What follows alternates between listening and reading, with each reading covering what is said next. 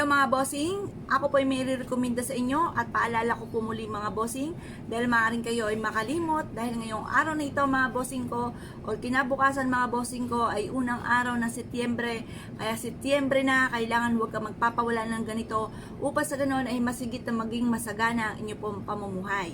Ito po mga bossing ko, inuulit ko po muli upang sa ganoon kayo po ay makulitan sa akin at gawin nyo na po ito dahil ito po ay napakaswerte. Ngayon po mga bossing, ano po ba ito? Kumuha po kayo ng ampaw. Ngayon po mga bossing, ang ampaw na yan ay hahatak ng maraming swerte. Ang kulay niyang pula ay magtataboy ng kamalasan at hahatak po ito ng maraming pera. Ito po ay kulay gold, yan, sumisimbolo ng kasagana at tagumpay sa buhay. Ngayon po mga bossing, ituturo ko po sa inyo itong ating 1,000 pesos. Kung kayo po ay may kasambahay, sabihin nyo na wag itong kukunin.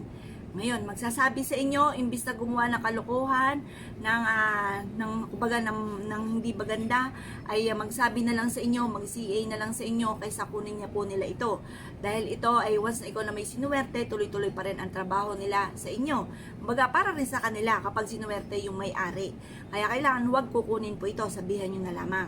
Ito po, kailangan nyo po mga bossing ko ng 1,000 pesos. At ganoon din po mga bossing ko, ito po mga bossing ko, kasi kailangan meron tayong 168 na tinatawag. Kasi ang pinakamagandang gamitin natin pera, yung pinakamataas na antas para mabilis ang pasok ng pera. Pero wag nyo itong gagastusin. Ito po ay kumbaga gagamitin natin hanggang sa lifetime na or kaya po gusto nyo kada taon papalitan natin. May pamabosing or lifetime na huwag nyong gagasusin dahil ito po ay magdudulot sa inyo ng swerte. Pagtapos 168, 1,000 pesos, tapos 608, ito po yung 8 natin mga bossing, yan, 8 pesos. Ngayon po mga bossing, tutupiin po natin ito, yan. Ang magandang tupi, pantay-pantay, tao sa tao, tapos mula sa malaki, paliit, yan, ganyan po mga bossing, ganyan ang itsura. At pagkatapos tutupiin po natin ito, tapos lagyan, tapos ito yung ating barya, ilalagay nyo po ito mga bossing ko dito. Or mas maganda, huwag nyo nang tupiin, pero ang mismo nasa unahan ay 1,000 pesos, yan, 1,000 pesos, tapos ganito ang pagkakalagay mga bossing. Pero wala naman po yan, basta 168, ayan, pero ito tuturo ko po sa inyo para maganda yung pagkakapatas, yung maayos.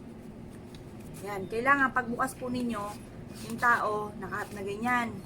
O kaya, wala naman to nasa basta 168 ang nakalagay dito, 1,608 pesos. Yan po mga bossing. Yan. Tapos, ilalagay nyo po ito mga bossing ko sa ilalim ng inyo pong unan, lahat ng miyembro ng pamilya.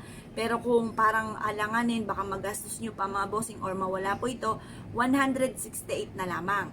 100 tapos 68 pesos, 168 ang ilalagay po ninyo sa ilalim ng inyo pong unan. Plus additional pa na pinakamaswerte sa ilalim ng inyo pong bigasan, ilalagay nyo po ito. Ngayon, kung hindi naman mawawala, sinabihan nyo po sila na huwag kukunin, 1,608 ang ilalagay nyo po dito. At ilalagay ito sa ilalim ng inyo pong bigasan.